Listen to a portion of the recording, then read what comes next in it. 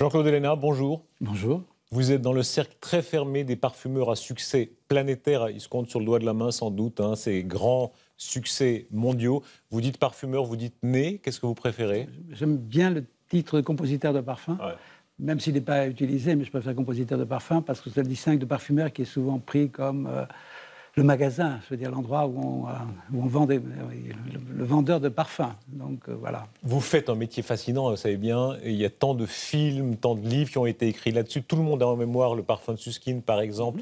Avec toujours cette question, est-ce que vous avez un génie, une forme de génie natif, ou bien est-ce que vous avez appris à composer? Je ne crois pas au génie natif, je crois simplement au travail. Et donc je suis venu au parfum parce que mon milieu voulait que je suis né dans la parfumerie, et puis je me suis intéressé à ça, et je me suis éveillé au parfum, ou réveillé au parfum.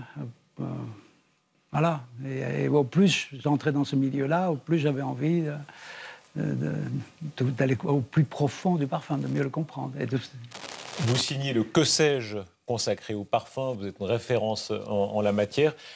Est-ce qu'on sent quand même davantage, vous êtes tellement exercé toute la journée à sentir, dans une foule, quand quelqu'un est malade, quand quelqu'un transpire? Est-ce qu'il y a quand même une forme de sixième sens qui s'est développée? Alors on est plus attentif, dans le sens où mais alors l'avantage que ça a, c'est qu'à la fois on les détecte rapidement, mais comme on les identifie facilement aussi, on a moins peur, puisqu'on peut identifier l'odeur en disant oui, c'est ça, et on la met de côté, et donc on n'est pas gêné du tout.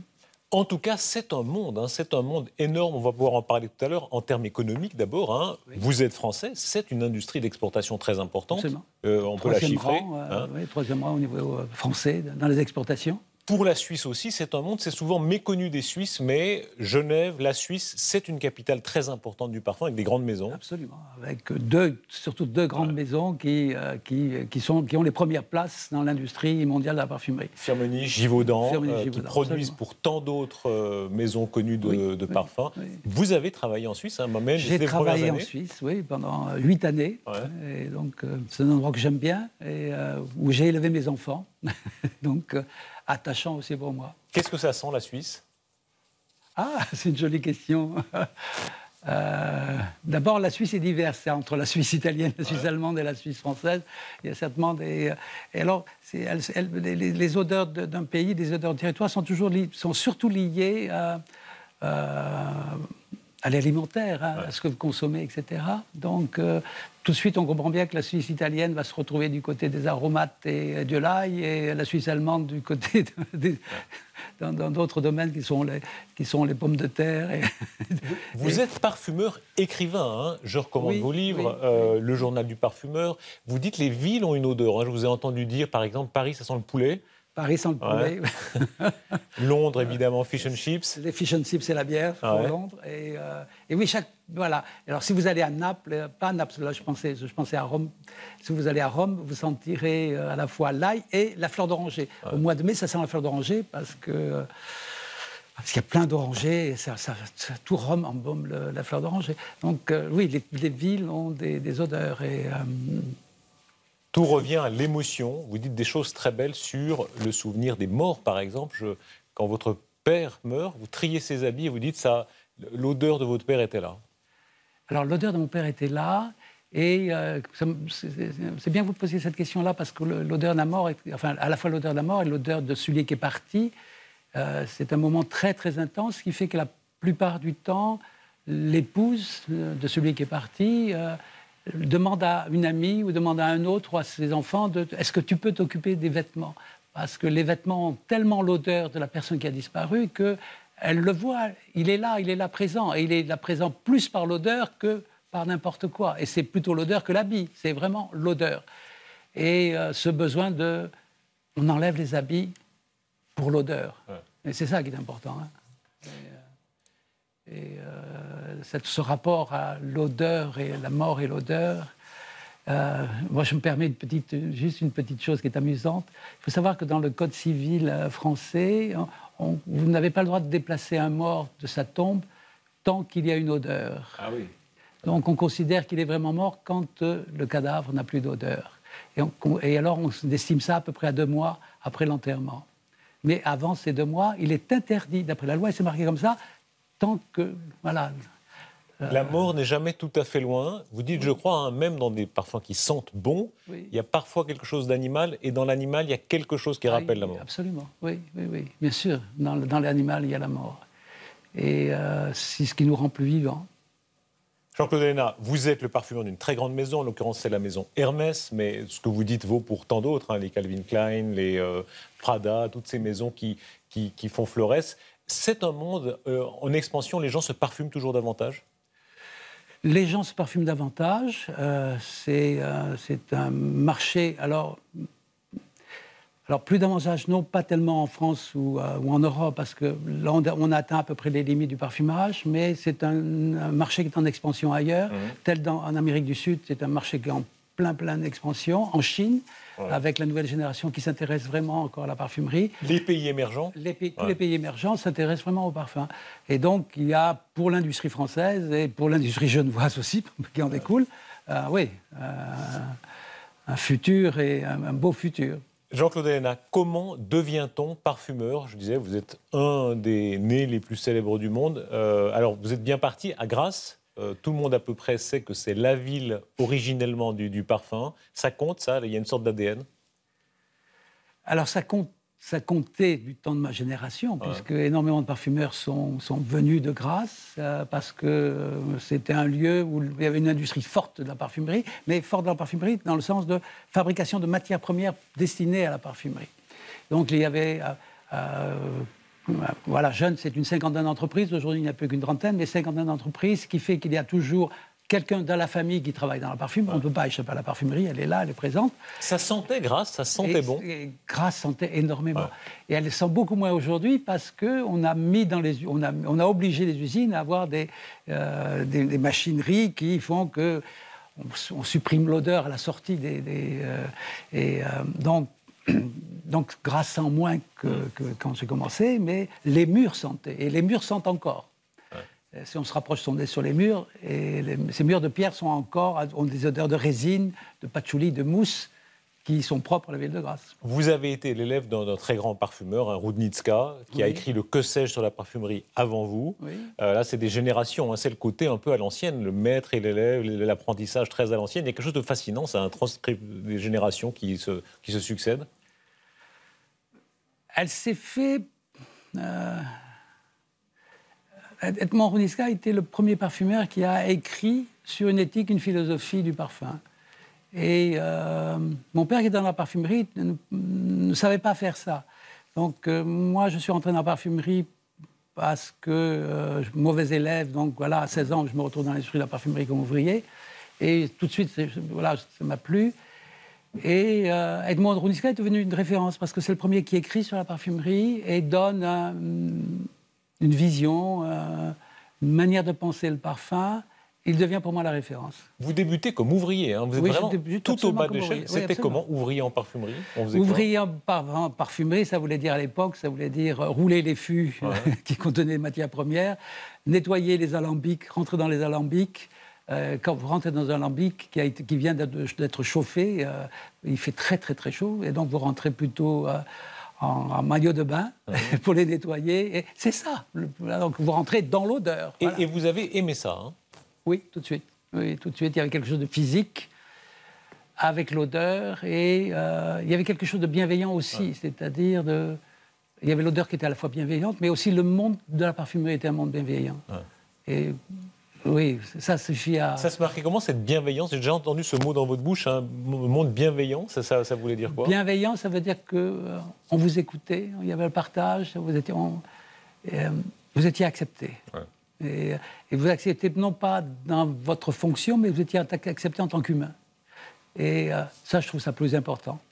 Votre parcours ensuite passe par Genève, on le mentionnait. Oui. Ça, c'est une première étape importante? C'est une importante capitale. Enfin, c'est vraiment capital, puisque auparavant, moi, je suis assistant de parfumeur, c'est-à-dire que je pèse des formules pour les parfumeurs. Donc je m'initie à la formulation de loin, comme ça je la vois. Et puis Givaudan ouvre une école de parfumerie. Ce sera la première maison à ouvrir une école de parfumerie. On est dans les fins des années 60. L'industrie de la parfumerie a besoin de parfumeurs. Il en manque. Voilà. Givaudan a cette audace et cette intelligence d'ouvrir l'école. Je suis le premier à l'école. Évidemment que je n'aime pas l'école, ça c'était pas nouveau. Et donc je vois mon chef de service, qui était le chef parfumeur, me demande, écoute, je veux travailler. Et comme j'étais très insistant, il m'a donné un travail. Et 9 mois après, j'étais son assistant. Le génie apparaît très vite. Il y a quand même un côté compétitif. Il y a celui qui est meilleur que l'autre. Il y avait énorme compétition. Et alors? Mais je ne dirais pas le mot génie. J'avais un amour de ça. Ouais. Et alors, j'avais autour de moi des gens qui me disaient « Mais tu sais, tu as des capacités, tu es doué, etc. » Ça ne voulait rien dire et ça ne veut toujours rien dire pour moi. Ouais. C'était naturel. C'est un mot que j'aime pas trop, mais voilà, ça se faisait tout seul. En tout cas, il y a des concours. Celui qui reconnaît le plus vite, le plus grand nombre d'odeurs. Vous étiez premier, toujours à peu près très souvent. Ouais. Combien d'odeurs distinctes doit connaître un parfumeur? Il y a une norme? Non, il n'y a pas de norme. Au début, il y a cette compétition qui se fait sur la reconnaissance des odeurs, etc., qui n'est qu'en fait un renforcement de la mémoire. Parce que ce qui est important en parfumerie, c'est d'avoir une mémoire olfactive. Parce que vous allez travailler plus tard un parfum avec la mémoire, non pas avec les produits. Vous ne mélangez pas les produits, vous construisez avec votre mémoire olfactive. Et donc, au début, c'est ça, c'est émulation. Et cette émulation, c'est... Il y a compétition, émulation, comme ça, à travers... je sens. Alors, les collections, à l'époque, c'était 1200, 1500 produits qu'il fallait avoir en mémoire. Aujourd'hui, je travaille plus qu'avec 200. Ouais. Vous avez épuré. J'ai énormément épuré. Ça allait à l'essentiel, oui. Ça veut dire voyager beaucoup. De l'extérieur, on sous-estime cet aspect-là. Tout du parfum, on ne voyage pas autant, mais enfin, aller aux matières premières, c'est une dimension importante du métier pour beaucoup d'entre vous. Ça l'est beaucoup moins aujourd'hui. Ça l'est beaucoup moins aujourd'hui parce que les productions se sont standardisées. Et il y a plaisir à aller... pour certains produits, il y a plaisir à aller sur place pour arriver à faire des contrats avec un partenaire idéal. C'est-à-dire, on définit les conditions de partenariat. Donc, voilà, là, il y a du plaisir de toucher la matière, de revenir aux sources de la matière. Mais il n'y a pas une nécessité à ça, parce que aujourd'hui, je reçois chaque semaine, j'ai un fournisseur qui me tape à la porte pour me montrer les derniers produits qui ont été fabriqués. Donc, oui, voilà, c'est ça qui se passe. Ça veut dire quoi? Aller voir le vétiver à Haïti, quoi d'autre? Ça veut dire le vétiver, non, surtout les agrumes. Moi, je suis très friand avec les agrumes et je suis très à cheval sur la qualité des agrumes parce que le bergamote, citron, orange, mandarine, ce sont des produits qui me sont chers. Les jasmins, les roses, ce sont des choses qu'on peut avoir. J'ai suffisamment de connaissances là-dessus pour savoir ce que je désire. Donc voilà, il y a des choses qui me sont... particulière. Est-ce qu'il y a des cuvées, comme pour les vins? Il y a des années, j'imagine. Il y a une année où le jasmin est meilleur qu'une autre? Plus maintenant. Plus maintenant, parce que l'habileté, c'est... les fournisseurs, les producteurs de jasmin savent très bien que d'une année, il va y avoir des changements d'une année à une autre. Donc se gardent de leur côté une partie de la production qu'ils vont... ajouter, qui vont mélanger à la future production. Ceci pour arriver à avoir une harmonie et avoir un jasmin qui reste constant, à peu près constant. Donc, voilà, c'est ça qui se passe dans la réalité des choses. Aujourd'hui, oui. Dans le passé, pas du tout. Dans le passé, c'était cette année, vous avez ça, l'année prochaine, ça sera peut-être différent. Ce qui posait pas mal de problèmes en parfumerie. Il y a des parfumeurs plus ou moins intellectuels, plus ou moins, qui ont le côté plus ou moins artisanal. Vous êtes un intello, il faut dire ce qui est, ça se voit dans ce que vous écrivez. Et vous notez en réalité beaucoup. Avant de composer, vous notez. Comment ça se passe? Alors ça se passe avec, la plupart du temps, c'est le carnet Moleskine, qui ne quitte pas ma poche, en tout cas quand je me déplace. Non, j'ai ce carnet toujours avec moi. Et tout ce qui, à la fois dans les voyages, à la fois à tout moment, tout ce que je peux récupérer par le nez, c'est-à-dire une émotion, quelque chose que je n'ai pas senti, et quelque chose qui me paraît intéressant, je vais le noter. Alors, c'est simplement des fois juste le nom de l'odeur, des fois quelques adjectifs pour décrire l'odeur, et c'est une béquille de la mémoire. C'est-à-dire qu'à un moment donné, si j'ai besoin, je me réfère au carnet, Et en lisant ces quelques mots que j'ai écrits, l'odeur se refait dans ma mémoire, se refait dans mon cerveau, et ça y est, j'y suis. Et à partir de cela, je peux faire. Et puis après, il y a d'autres approches suivant les créations. C'est que, par exemple, sur la collection des jardins, l'approche, c'est toujours d'aller dans le lieu qui a été choisi. On choisit un lieu, je me déplace, je vais sur place, et c'est sur place que je vais prendre le motif. Est-ce qu'on pense à des gens? Non, jamais. En tout cas, pour moi, non. Ouais. Je pense parfum, et uniquement parfum, à l'odeur du parfum. Je veux dire. C'est... d'autant que dans ma manière de concevoir le parfum, pour moi, le parfum n'est ni féminin, il n'est ni masculin. Il est, par essence, il est par lui-même. Et c'est aux femmes et aux hommes à décider s'ils sont pour eux ou pas. Et j'aime bien cette liberté, c'est une liberté que j'aime offrir. Hein. Et je ne devrais même pas dire ça. Prenez cette liberté de sentir, et si l'odeur vous plaît, voilà, c'est votre parfum. Ouais. Comment est-ce qu'on choisit un parfum? C'est que des millions de consommateurs toujours hésitent. Comment est-ce qu'on choisit? Quelle recommandation vous faites-vous? D'abord, c'est très difficile. Ouais.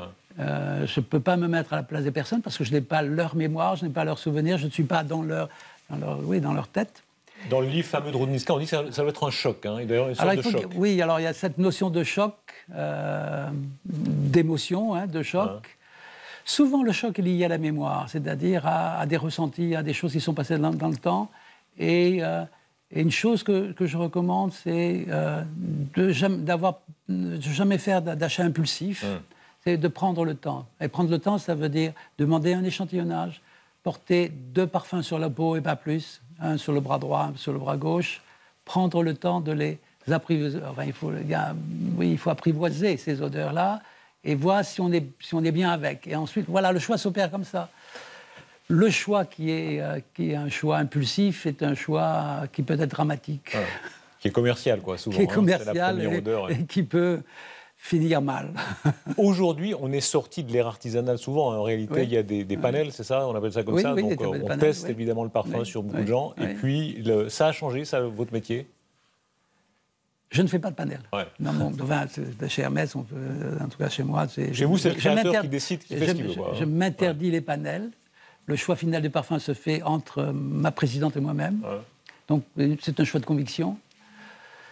Je déteste le panel parce que c'est un moyen de se rassurer, mais c'est un moyen aussi de plaire à tout le monde. Mais quand on veut plaire à tout le monde, on ne plaît à personne. Avec le vin, il y a vraiment beaucoup de comparaisons. Hein. D'abord, même ce qu'on goûte, ce qu'on mange ou ce qu'on boit, il y a une dimension du nez qui est très importante. Tout à fait, oui. Et alors les parfumeurs sont... Disons que l'avantage d'un parfumeur, c'est que je pourrais décrire un vin. C'est-à-dire si je bois un vin, je peux le décrire et le faire comme ça à la personne en disant « mais il est œnologue ». Mais pas du tout. Je peux le décrire, mais je n'ai pas la connaissance pour être un œnologue. J'ai juste la possibilité de le décrire et pas plus. Donc, alors, il y a des choses que je sais faire quand même, c'est dire qu'est-ce que c'est découvrir un Bordeaux, un Loire, un Bourgogne. Ça, je peux faire les différences. Mais ça se résume à ça, voilà.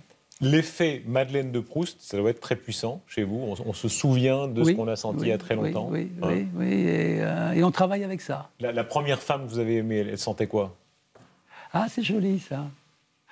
La première femme, alors, elle sentait le jasmin. Ouais. Elle sentait le jasmin parce que, avec ma grand-mère, on allait dans les champs de jasmin, cueillir le jasmin. Ma grand-mère était une gentille femme et issue d'une famille plutôt pauvre. Et donc, en été, on allait dans les champs de jasmin. Et la cueillette du jasmin, c'est toujours des jeunes filles. C'est jamais des hommes qui font la cueillette du jasmin. Non, c'est des jeunes filles. Et je me souviens elle sentait le jasmin parce qu'elle cueillait le jasmin. Le jasmin est resté pour moi dans ma mémoire, et encore aujourd'hui, comme l'odeur la plus érotique que j'ai en mémoire, oui. Parce que ça sentait le jasmin et la sueur. Ouais. Il y avait tellement de soleil que ça sentait la sueur. Un peu de mauvaise odeur, c'est important? Oui. Ouais. Un peu de mauvaise odeur rend le parfum humain. Ouais. Et ce qu'on appelle mauvaise odeur n'est pas pour moi une mauvaise odeur, c'est l'odeur de l'humanité. Ça veut dire qu'il y en a toujours dans les parfums, même dans les grands succès commerciaux, oui, il y a une petite dimension de mauvaise odeur, quoi par exemple? Alors ça sera soit sous forme de civette, qui est une résine tirée d'un petit animal qui s'appelle civette, qui est vraiment une odeur très fécale. Ça peut être... Qui n'est pas loin de l'anus, hein, pour être très précis. Absolument. Ouais. Ça peut être le castorium, qui lui a une odeur aussi très, très animale, plutôt de cuir. Ouais. Ça peut être le cumin, le cumin qui est fort connu dans la cuisine méditerranéenne, et qui sent la transpiration humaine. Vraiment, ça sent vraiment ça, la transpiration. Puis après, il y a des combinaisons qui font que ça sent encore plus la transpiration humaine. Les peuples sentent, hein, vous dites, oui, par exemple, les Japonais, etc., sentent souvent un peu l'algue. Les Indiens, évidemment, avec le curry. Absolument. Oui, les peuples sentent et vous additionnez le parfum à leur odeur. Alors, par exemple, la semaine dernière, c'était très, très amusant. J'étais en Corée et je fais une conférence et on me dit « Mais que sentent les Coréens ?» Et alors, je dis « Mais écoutez, vous sentez l'ail. Et vous sentez l'ail parce que vous mangez énormément d'ail. Quand je vais dans un pays, j'en profite souvent pour aller faire les marchés, et parce que j'aime voir ce que les gens consomment dans leur quotidien. Et quand vous êtes en Corée, le marché, c'est des paniers qui sont très, très larges, avec une pyramide d'ail, et l'ail est offert épluché, et dans des petits sachets qui font 100 grammes, 200 grammes, 1 kilo d'ail épluché, et ils consomment de l'ail. Donc, ils n'en sont pas conscients du tout. Hein. Mais, je veux dire, le parfum se rajoute à cette odeur d'ail. Voilà. Alors, le Japon, non, c'est l'algue, oui, l'algue et les poissons séchés, oui, on sent... Ça, c'est très, très, très marquant du Japon. Vous avez fait certains succès commerciaux qui sont vendus à des millions d'exemplaires. Hein, oui, hein. Oui, dans la rue, vous vous dites ça c'est moi qui l'ai fait. Vous reconnaissez l'odeur des parfums que vous avez fait? Je reconnais l'odeur des parfums que j'ai fait, mais pas plus loin. Le souvenir le plus fort, votre souvenir olfactif le plus fort, c'est quoi? C'est à la fois l'odeur du jasmin dont je vous ai parlé, de cette jeune femme. Voilà. C'est aussi J'ai encore... Alors, je parlerai peut-être du premier souvenir olfactif. Le premier souvenir olfactif était j'avais à peu près 4 ans. Et mes parents avaient une maison à la montagne, une maison tout en hauteur. Il fallait monter des escaliers. Et dans la cuisine qui se trouvait au premier étage, il y avait un placard. Et dans le placard, au-dessus du placard, il y avait une boîte à biscuits. Donc, pour avoir accès à la boîte à biscuits, il fallait que je prenne une chaise, parce que j'étais petit, monte sur la chaise, comme ça j'avais accès à la boîte à biscuits, et je pouvais prendre des biscuits. J'ai toujours gardé cette odeur de biscuits. Et la pire odeur? La pire odeur, c'est l'odeur de la mort, on va revenir là-dessus. Oui, c'est éprouvant, l'odeur de la mort. C'est très sucré, c'est une odeur sucrée d'abord, et une odeur sucrée collante. Oui, je trouve pas plus terrible que cette odeur de la mort. Ouais. Dans l'ancienne médecine, les médecins sentaient, on disait que la peste sentait la pomme, ou je ne sais plus. Et ça revient d'ailleurs curieusement, c'est dire l'importance de ce sens-là. Voilà, ça revient dernièrement parce que là, il y a des travaux qui sont en train de se faire qui sont très intéressants. Par exemple, le diabète peut être...